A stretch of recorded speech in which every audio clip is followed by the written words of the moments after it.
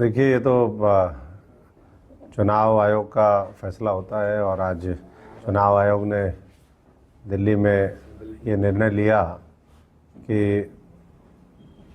जम्मू कश्मीर और हरियाणा के चुनाव एक साथ होंगे। जम्मू कश्मीर के चुनाव 3 चरण में होंगे और हरियाणा के 1 तारीख को वोटिंग पड़ेगी और 4 तारीख को जो आखिरी चरण होगा उसके साथ ही कोइंसाइड करते हुए 4 को चुनाव के नतीजे आएंगे। 20 दिन का फ़र्क है, कोई बहुत ज़्यादा लंबाई चौड़ी बात नहीं है। और इलेक्शन कमीशन क्योंकि एक स्वतंत्र एजेंसी है सरकार की, जो देश में लोकतंत्र और कानून का राज हो, ये सुनिश्चित करने की उनकी जिम्मेदारी है। हम स्वागत करते हैं। और हरियाणा में तो लगातार पिछले 10 वर्षों में जिस तरीके से मेहनत हुई है मनोहर लाल जी के नेतृत्व में, आज नायब सैनी जी जिस तरीके से काम कर रहे हैं, तो मुझे पूरा यकीन है कि केंद्र की और बढ़िया मजबूती के साथ तालमेल करते हुए तीसरी बार फिर हरियाणा में भारतीय जनता पार्टी की सरकार बनेगी।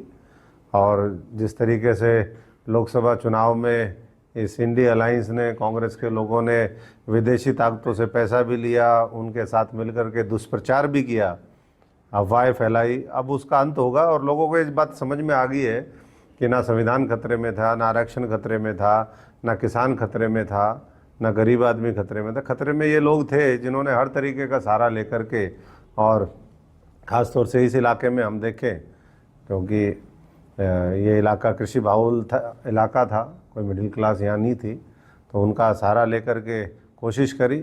अब लोगों को पश्चाताप भी है इस बात का, और वो कह रहे हैं कि अगर हमें वाकई में हरियाणा को और तेज़ी के साथ आगे लेकर के जाना है तो हमें केंद्र की सरकार मिल करके, क्योंकि जब केंद्र में जिसकी सरकार होती है, बहुत लाखों करोड़ की ग्रांट देते हैं। आज हरियाणा का कोई ऐसा ज़िला नहीं है, जींद सबसे पिछड़ा हुआ ज़िला माना जाता है। आज 3-3 बड़े बड़े भारतमाला से लेकर के कटरा, तमाम नए नए हाईवे वहाँ से निकालने का काम किया, बड़े बड़े प्रोजेक्ट आए। हमारे सिरसा का मेडिकल कॉलेज वो सैंक्शन हो गया, सारी चीज़ें। तो इस तरीके से नई नई व्यवस्था बनी भी है। और कुछ लोगों की, जिनकी जैसे सरपंच थे, थोड़ी नाराज़गी थी, उन सरपंचों के लिए बाद में लोकसभा चुनाव के बाद फैसला हुआ, सीधा उनके खातों में पैसा भी गया और एक जिम्मेदारी के साथ वो गांव का विकास सुनिश्चित कर सके, ये कोशिश है एमसीओ से। कोई ऐसा वर्ग नहीं जिससे पिछले 2-2.5 महीने में जिनकी अगर कोई समस्याएं थी, उन समस्याओं को दूर करने की पहल वर्तमान सरकार ने ना की हो। जो अग्निवीर योजना थी उसमें बदलाव लेकर के आए। तो हर, मैं समझता हूँ कि वर्ग को टच करके उसको राहत देने का काम, उसको ताकत देने का काम पिछले वो 2-2.5 महीने में हुआ है। और अब हम तैयार हैं पूरी मजबूती से। आज से दोबारा नए सिरे से हमारे तो सारी मीटिंगें जारी हैं। 16-17 तारीख को सारे विस्तारक, त्रिदेव से लेकर के मंडल और नीचे तक की जो कमेटी है, पूरे हरियाणा में फीडबैक लेने की कवायद उसमें शुरू है। ऑब्जर्वर पहले लग चुके हैं, सभी 90 के 90। और जितने भी हमारे मोर्चे हैं, अग्रणी संगठन हैं, वो भी अपना अपना दायित्व निभा रहे हैं। और सब लोग मेहनत के साथ लोगों का दोबारा विश्वास जीतेंगे। और जो गलतफहमी पाले हुए है कांग्रेस, वो तो अलग अलग दिशाओं में चल रही है। कोई परिवर्तन यात्रा निकाल रहा है, कोई हिसाब मांगने का यात्रा निकाल रहा है, कोई किसी की यात्रा का नाम ही नहीं पता कौन सी यात्रा है। तो ऐसे में मैं समझता हूँ कि लोगों को पता है कि अगर इस देश को सही दिशा में लेकर के विकसित भारत का निर्माण कोई कर सकता है, हरियाणा को विकसित बना सकता है, हरियाणा को तेज़ी से डेवलप कर सकता है, तो उसका नाम भारतीय जनता पार्टी है। और इसलिए 90 की 90 सीटों में से अधिकतर पे कमल खिलाने का काम हरियाणा की जो जनता है वो करेगी, उनका आशीर्वाद मिलेगा।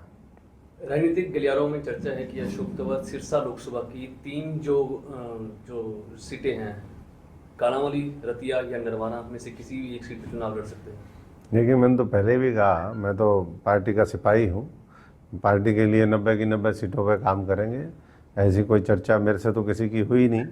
लेकिन हाँ, मैं पहले भी पूरे हरियाणा में घूमता रहा हूँ और हमारी जो भी क्षमता जिस तरीके से भी है, उसका पार्टी जिस तरीके से भी इस्तेमाल करना चाहेगी, हम पार्टी के लिए पूरे हर तरीके से समर्पित हैं और वो इस चुनाव में दिखाई दे। हमसे जुड़े रहने के लिए हमारे YouTube चैनल को सब्सक्राइब करें और नई वीडियो की नोटिफिकेशन के लिए बेल आइकॉन को दबाएं। अगर आप ये वीडियो Facebook पर देख रहे हैं तो लाइक जरूर करें और ज्यादा से ज्यादा शेयर करें। धन्यवाद।